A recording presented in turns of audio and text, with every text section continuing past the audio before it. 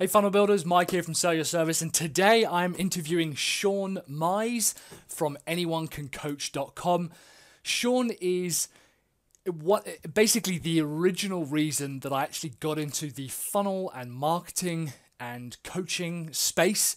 I consumed his content way back when. We've been kind of coaching and coachy for a long time, and finally Sean had the time to be able to jump on a call with us. What I want to talk about with Sean is how funnel builders and service deliverers like yourself are able to scale out their income and their time, and how they can create scalable products, as well as how we can attract more customers and charge higher prices, all through free article marketing and free content marketing, which I'm a huge proponent of, as a lot of you already know. Anyway, I'm going to stop gushing. Let's just jump into the call. There we go. Hey guys, Mike here from Sell Your Service, and today I am joined by Sean Mize. Sean, how are you doing? I'm great. I'm great. Thank you so much for inviting me. I feel honored to be here on your show today, Mike. Not at all. Like I said, just before the call, I said that you really started me on this journey of funnels and, content and creating stuff, and at its core, just helping people. For those who don't know who you are, what does Sean Mize do? Who is Sean Mize? Well, the big thing that I help folks with is create coaching programs. There's two categories of folks that I find that benefit the most from what I do, and that is folks that have one-on-one coaching, consulting, or service businesses where they're really billing by the hour, and 90% of the work that they're doing the same thing for all their clients. And so what I do is I help those folks take the 90% they're doing for everybody, do it all at once, maybe an hour a week, and have a group call. And then the second area is where a lot of times folks are trying to start an internet business, but they're doing it very piecemeal, which may have worked 10 or 15 years ago, a product here and a product there. But today's consumer is looking for end-to-end solutions that really change lives, not just a product that they can download and listen to. And so I help those folks create a coaching program where they can really deliver the end-to-end that folks need, not just a single product. And you're very prolific with articles. You've got tons of articles. You've also got a book as well. And you yourself, I know you email your list at least once a day, sometimes more than that.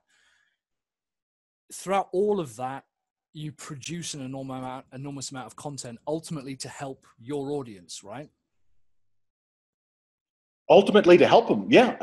That's the ultimate purpose. And what I've discovered is that when we create content to help others, and then we put it online in such a way that it's shareable, and folks want to share it, it's good content, it's shareable, people share it, and yes, that brings new people in. Yeah. One of the things that this can sometimes be frustrating, because somebody will come in and they'll say, well, Sean, you write articles. That's where your traffic comes from, right? And I'd say, well, yeah, that's one of the sources. And say, okay, I'll go out and I write 7 articles. And they write 7 articles and they don't get a lot of traffic, yeah, and nobody shares anything because the articles aren't good yet. They're your first 7. Yep. They're not good yet. It'd be like trying to teach karate your second day in karate. You sort of have to go through the whole process and get the black belt and have a apprentice class before you're finally able to really teach. Great. The second thing that happens is even the masters will tell you, I've even heard that some of the big content marketing companies out there, that should know what they're doing, and they got algorithms, they're spending millions and millions of dollars. They'll still write maybe 50 headlines and test all the new headlines to small groups before they choose the one headline. Obviously, as a small marketer, you can't do so much of that. But the idea is that you can write 100 pieces, maybe only one gets shared. You could write 1,000 pieces, only one goes viral. So if you don't write that one that goes viral, number 797, you wake up and you're like, I'm not going to do that one today. You miss your opportunity. And a lot of times folks don't recognize that. They don't recognize the value of the snowball of somebody even coming to your YouTube channel. They may watch a few videos. They may not need anything from you, but they they do share it somewhere because somebody else might need something, but then that person doesn't need it, but then they share it with somebody that becomes a client. We don't always track that path. It's hard to track that path, but it's real. And this, the reason I bring that up early is because that's what helped me, and the kind of the topic that I wanted to talk about with you is a lot of our guys are service-based businesses. They build funnels, maybe they just build landing pages or email marketing, or they do remarketing for their customers and their clients. And the big thing that really transformed my business was the ability to scale what I was helping my customers do. And the kind of the two big, cornerstones for that were creating products and creating content. And I found that the two go hand in hand. That's kind of what I wanted to talk about today, was turning, what people think is a bespoke deliverable service into something that's scalable and repeatable and takes less time away from the business. Why is that so critical to so many service businesses, particularly from the guys that you've worked with? So you're asking me, why is it so critical that they create some kind of program, or some kind of product, something that isn't delivering a bespoke service to their clients? Okay, great. I'd love to look at it from two perspectives. Great. So one perspective is, obviously, let's say that you're billing out at $100 an hour and you are doing 30 hours of work during the week. It's hard to actually work 40 or 50 or 60 actual billable hours. Yep. You're making arrangements to meet clients, you're hiring clients, you're doing marketing for your business. And say you work a 50-hour week, 20 hours may be consumed with marketing and emails, et cetera. You've only got 30 billable hours. Mm-hmm. And one way to look at scaling is to say, well, I'm going to continue to get these jobs, but now I'm going to take my 100 hours. I get paid $100 an hour, but I'm going to hire someone to do $20 an hour work out of that. And so now I build a bigger business, but I'm still kind of I'm the center of that wheel. Yep. And if I take a vacation this week, nothing gets done, or if it does get done, it's the $20 an hour work. So that's one way to scale. Mm-hmm. However, let me look at a different path first, and I'm going to bring both of these together. Here's the other path.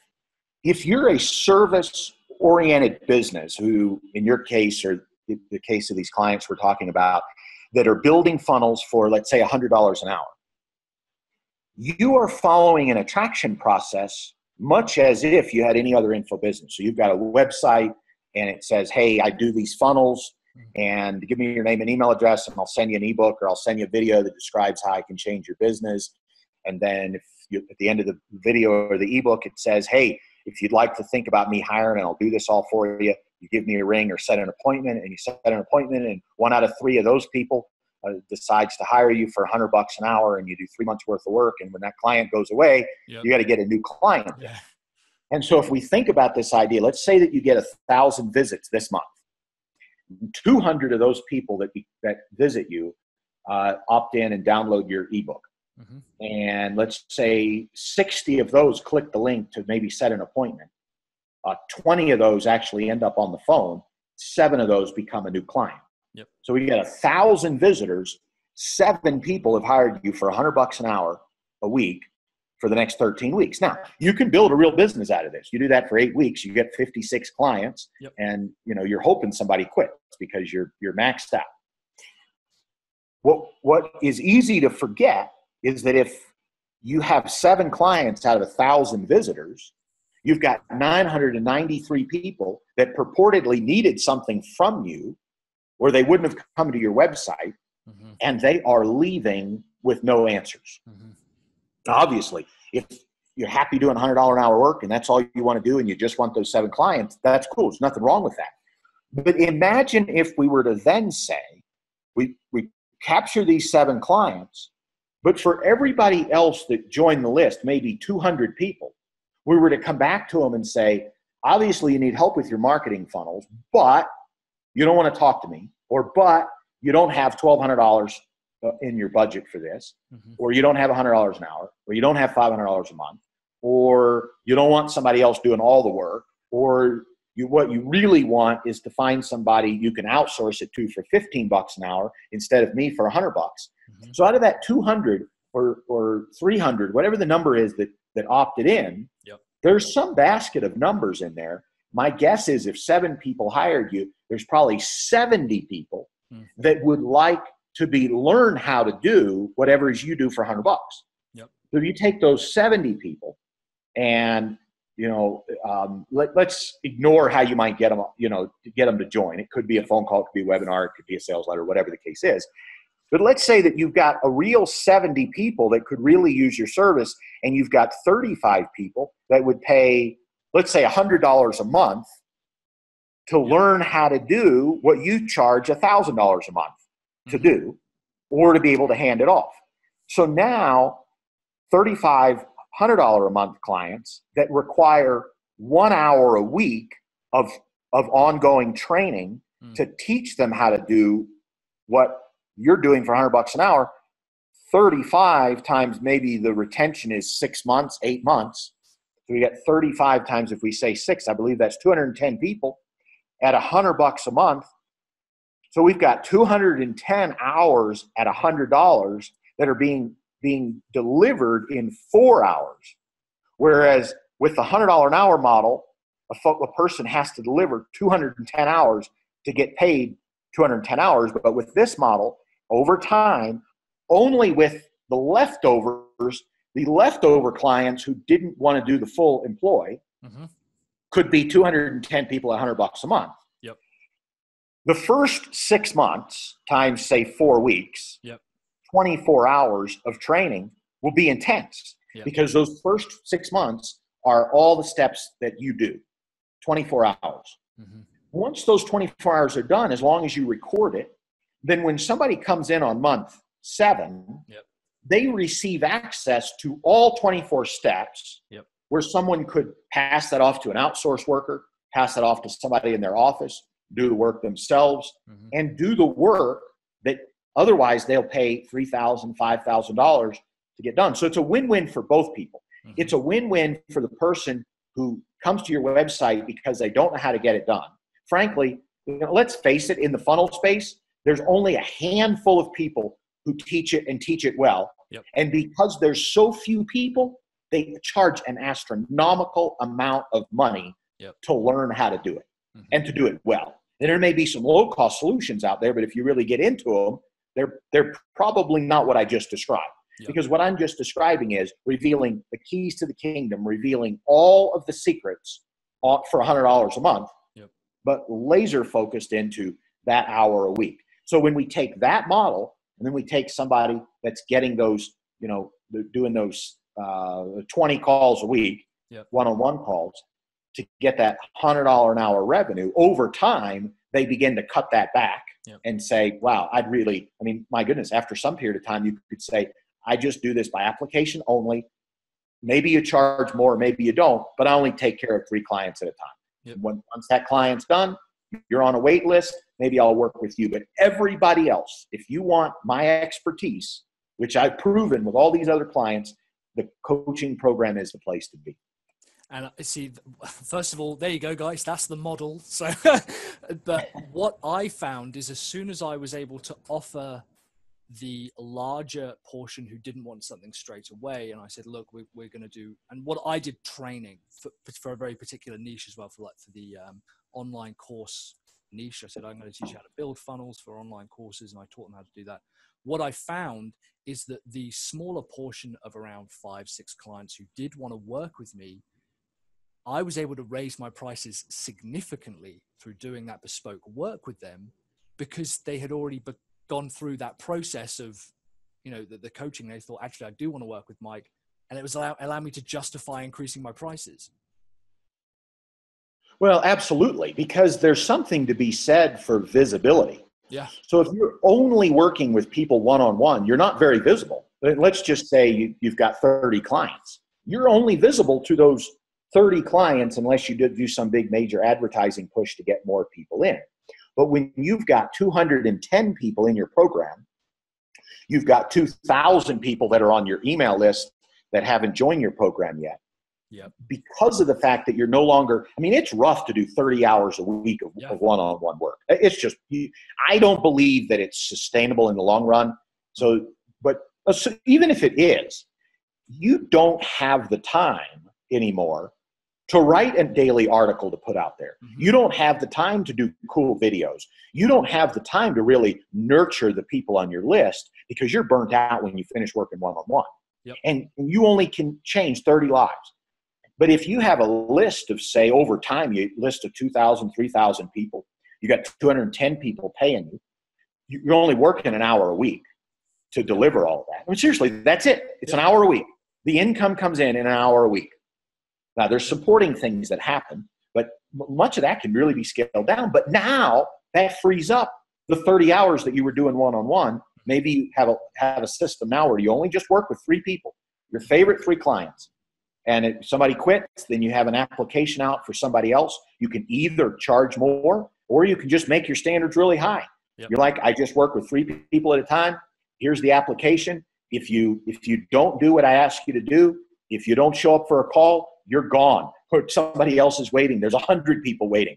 So it's not necessarily we have to raise prices to be able to work with 3 people if we don't want to. We make a qualification system. But because we're working with our group for 1 hour, we're working one-on-one for 3 hours, 5 hours instead of 30. We free up 24 hours a week that we could do videos, we could do articles, we could write free content that changes lives, and we don't even have to care if a particular article makes us a penny. We're just doing it for the good of the world.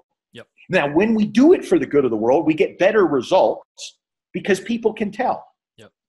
You know, people can tell our attitude. When we're trying to just sell something, there's one attitude. Mm-hmm. But when you and I are just, frankly, having this chit-chat because we're really wanting to share what you're good at and what I'm good at, and we put these together, we look at your audience and we look at other people that might see this, we're just delivering great value. Well, what that's going to lead people to do is to want to go to your website and say, wow, how can I learn more from Mike? You get people come to my website, hey, how can I learn more from Sean? But we're not begging them. We're not persuading them. We're not using hypnosis. We're not using NLP. We're not using flashy yellow, orange buttons. Yeah. We're just delivering great content, and we're having fun doing it. We're both free to do it because we have that weekly call that brings in the revenue. And I think that if we tie this into funnel builders, I think this is phenomenal. You know, there is really there's been a revolution over the last 4 or 5 years with funnels because of some of the amazing software out there that really wasn't possible before 5 years ago. So that the average ordinary person 10 years ago, like when I was starting, to build a funnel might require 1,000 hours of work on Dreamweaver. Plus you have to learn a little HTML. I mean, I just remember cutting my teeth. I mean, on HTML and PHP, you don't have to do that now. No. And somebody could come in today. There's multiple pieces of software out there that can do it for somebody. And in literally one day, have a working funnel with 4 or 5 pieces in it and have something up for sale, even if the product's not ready to deliver till next week. I mean, literally in one day, somebody could create a funnel. 10 years ago, it would take months and months. Well, because of that, there may be hundreds of thousands or millions of people who desperately need help with these funnels. Yep. One other idea. Do we have time? I could share something with you. Just lay it on us. Lay it on us, man. Okay. This is an idea that's just fresh. This popped into my mind a couple of days ago. I've never taught on it, except I touched on it today on my own weekly coaching call. I touched on it just barely a bit. But there has been a revolution in the last, I'd say, 2 to 3 years online. About 3 to 4 years ago, these videos became really popular. Video sales letters, webinar sales letters. And at first it was really, really cool. It still is cool because, hey, if you can drive somebody to a webinar and you have a perfect webinar, you have a good webinar, people convert and the numbers kind of show that for higher ticket, they tend to convert better than a single sales page. Now, I don't believe they necessarily convert better than a well-written print sales sequence, especially if it has little video in it. But leaving that aside, a standalone sales page print, standalone video probably outperforms it. Sure. If it's done well. Yeah. If it's done well. The challenge is, so when we think about that, when we think about there's a few hundred people where there's probably thousands that do very profitable webinars. Because of the fact that those people are doing webinars, and because almost every niche now is being penetrated, we are beginning to see the same level of competition with video and webinars that we saw, say, 10 years ago with pay-per-click or something. And so prices started going up and up and up because conversion rates are going down. Now, I don't know the industry stats, but I can't help but believe 5 years ago, I received 4 or 5 invites every week to watch a webinar. And of course, I might do a webinar a week. Now, I receive 25, 30, 40 requests. Yep. And I don't watch many of them, but I occasionally will watch one if there's something I want to learn, right? Yep. If I was the consumer on the other end, getting them bombarded now with 40 webinars a week instead of 5, the show rate should be going down. Because if before the show rate was 20% on, and I think, I think it used to be 20 to 30% the end show rate. Yep. And there's things that you can do to make it go to 50, but probably on average it was 1 out of 5. So if 5 people sent you a webinar invite, you signed up for all 5, you'd show up for 1 out of 5. Mm-hmm. Well, now if you're getting 40, I don't think you're showing up for 1 out of 5. Yeah. I think you're still showing up for 1 a week. Yeah. Which means that the average conversion rate, the show rate, must be going down and down and down. We don't see it because the folks that are teaching are able to use the highest level of sophistication, such as on-time webinars. Why are we seeing so much more with live on time and all of that? Well, because people are claiming that show rates are higher. Well, they are higher. But as this is happening, I think that show rates on true live that you have to wait 3 days for are going down and down and down. Not only are show rates going down, but even if show rates were 20% on 40 now, you're watching 8, you're not watching them through the end. Well, what do we know? If you don't watch them through the end, you're not buying. Yep. So by default, buy rates should be going down as well, whether we know this or not, the statistics are. But here's the interesting thing. Yep. Is 3 years ago, when the webinars were becoming popular, people still knew how to persuade in print, but they stopped doing it to do the webinars. Yeah. Now, for the last 3 years, there's been very few copywriting launches. There's been very few persuasion launches. I would argue that most people that started on the web 3 years ago don't know how to write copy. They don't know how to persuade. They don't know how to use those kinds of tactics. Yep. Now, because they can't write print, when they go to create their own webinar, they don't know what words to use to persuade because the words on a webinar are the same as in print. Yep. So, well, I just had this realization a couple of days ago. Yep. And I believe that to combat this, the smart person that has a funnel, the smart person that has a funnel is going to have to go back to using more print to break through the video noise. But what that's going to drive is a new demand for people to teach how to write because it's becoming a bit of a lost art. So I know that it doesn't fit in with what we're talking about today, but it's just fresh. I'm probably going to share it with 10 people if I talk to 10 people this week because I'm really excited about it. Yeah. I don't have any reason to try to hold on to it as my special knowledge. Yeah. I just think it's interesting. When we take this back to the funnel builders, there's millions of people out there that want to learn how to build funnels. Yeah. But guess what? If they've started less than 3 years ago, they don't know how to write a headline. Yeah. They don't know how to write a sub-headline. They don't know how to draw people into a story. Mm-hmm. They don't know how to draw people. They don't know how to write a call to action. They don't know any of that. And then when they go to try to buy training, it's 10 years old because people are generally not creating new copywriting training. Yep. They don't want to study it because people don't like to study old stuff, even if it's evergreen. So they're in this trap. And funnel builders, I believe the funnel builders can start teaching this, layer it on, and create memberships that will teach you how to take your funnel past the out-of-the-box software that you're paying for. Because the out-of-the-box software isn't going to sell your stuff as well in 5 years as it does today. And that's what you've hit on there is probably the core point that I constantly have to reaffirm to my guys as funnel builders. whenever anyone comes along and says, oh, video is killing the blog post or sales letters or whatever, I'm always reminded of the saying, you can't make a good movie from a bad script. You still have to know how to write compelling, persuasive, closing copy. Even if someone's talking it through, even if someone's visualizing it, it still has to come down to the persuasive language that we use. And I completely agree. People jump to the software because they go, I can add remarketing campaigns on automation and send them an email and then tag them and then send them their phone number. I'm like, yeah, okay, whoa. Just what's the sales letter? How are you going to sell this to them?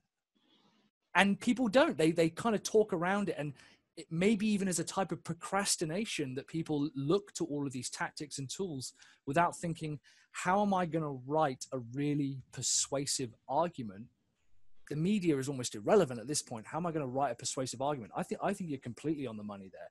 And that's an amazing thing. Guys, if you're watching and listening to this, the copy side is absolutely where you need to be looking. Could I weigh in on something that you just said about blog posts and video? And you know this, but I think a lot of folks don't recognize this. A single video will normally outpull a single blog post. So if somebody watches 5 minutes of a video, they're going to bond closer to you and take a greater action in the long run. We've proven it. It makes good logical sense, all that good stuff. So a 5-minute video will outperform a blog post that takes 30 seconds to read. But we're not comparing apples to apples. Because if we were to compare 5 minutes with 5 minutes, we would have a 5-minute video compared to 5 minutes of reading. Yeah. Now, sometimes maybe the video is better. I would argue that sometimes 10 blog posts is better. Mm-hmm. But even if they're the same, time for time, the blog posts are no less effective than a video. Yep. But here's another interesting thing. We think of video as outperforming the blog post, but once again, we look at it in a vacuum. And if we think about study that's done, say, on keywords. So if somebody types in a basic keyword like puppy dog, they are much less likely to buy something than if they type a keyword in like how to train my puppy dog to stop peeing on my couch now. And I don't know all the right lingo for that, but it's this idea of the farther down the buying path that someone is, if you can capture them down the buying path, then they are then more likely to buy. Mm-hmm. Well, I would argue that most of the time, the video is farther down the buying path. Meaning that most of the time, if someone Googles for information or uses social media, which is normally where people go first, they either Google or they use whatever's on their iPhone or Samsung, or they use social media.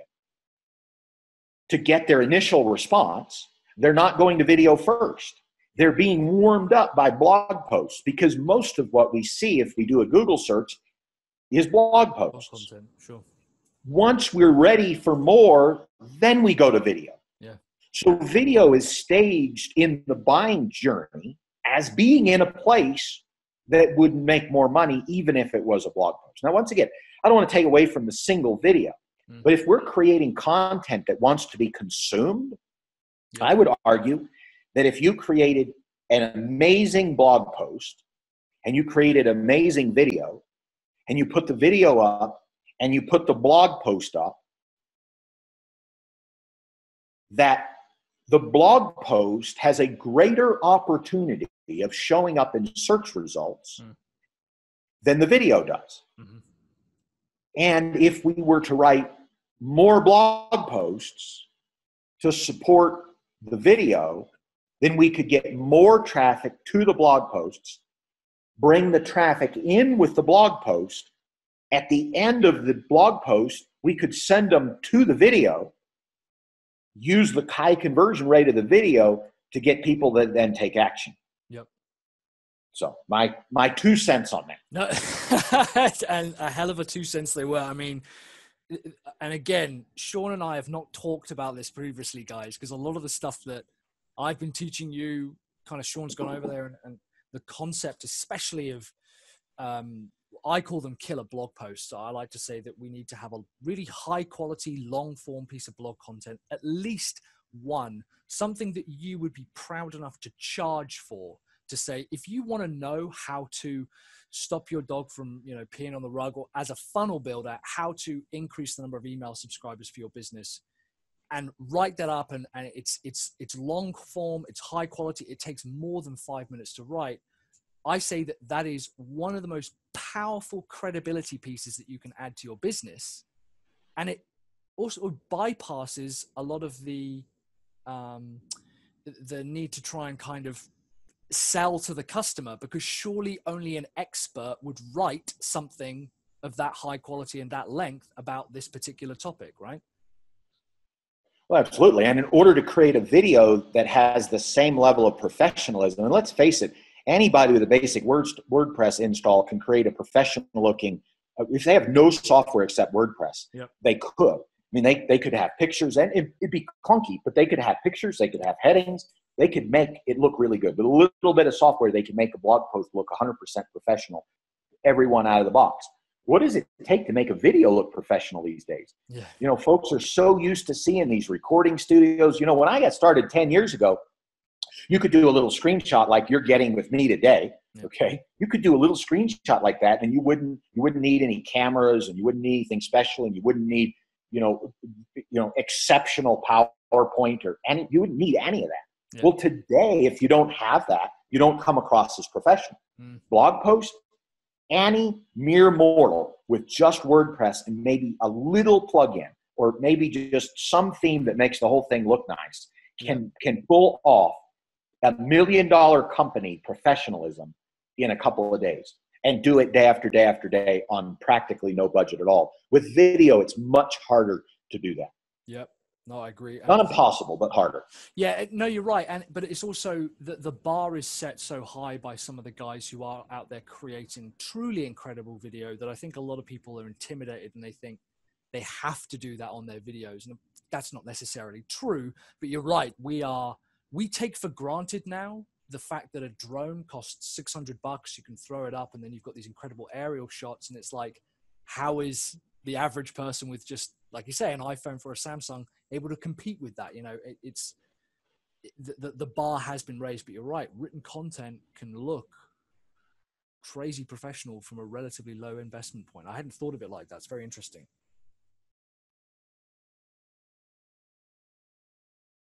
I got to tell you this, Mike. I'm really excited. Some of the things we've talked about today. This is the first interview I've done in a long time, and I was talking with someone on my weekly coaching call today about this idea that the deepest ideas come out through discussion, not through teaching. Completely. And when we're able to kind of bounce back and forth, we're almost like a impromptu mini mastermind. And you ask me a question, triggers something, I say something, it triggers something for you. And there's a few topics that we've talked about today that we've actually gone pretty deep, that I have not gone this deep. And in fact, the one about copy, I've never gone that deep. It's just a flash realization for me this week. So I'm really excited for my audience to view this when you've got this thing live. I'm really excited about it. Yeah. Well, I do these for entirely selfish reasons, because there are some very, very clever people out there, and I want to, kind of leech off their knowledge, and I want to be respectful of your time. We've already gone over. So, Sean, thank you so much for coming on and talking to us through one of the big things that comes across in a lot of your training and the stuff that I see from you, and certainly the stuff I try to push onto my guys, is with all the new trends and fads. You've even coached me through some of this of, there's this product, and then there's this software, and then there's this tactic. And every single time it's come down to, ultimately, who do you want to help? And let's create something to help them. And it strips away all of the nonsense, and so I hope some of the guys have taken some of that away. Thanks very much for coming on.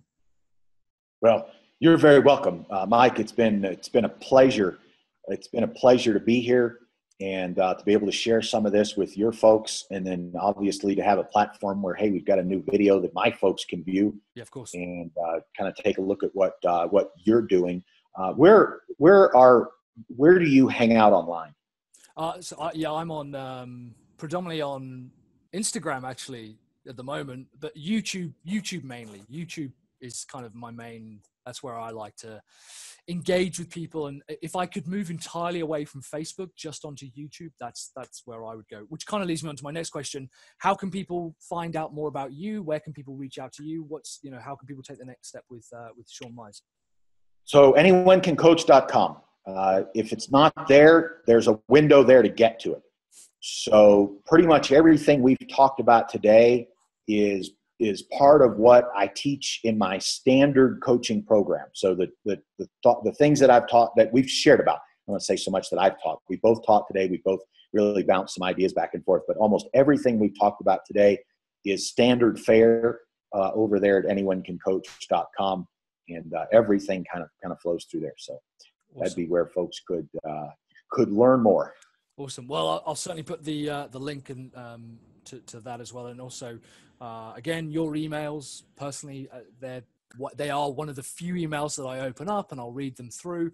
An interesting tactic you also sometimes take is you don't always have a call to action in them. You use them as a platform to help people. And again, that was like revolutionary to me. So I can highly recommend to anyone to join that. Again, Sean, thank you so much for coming on. And I hope to speak to you soon.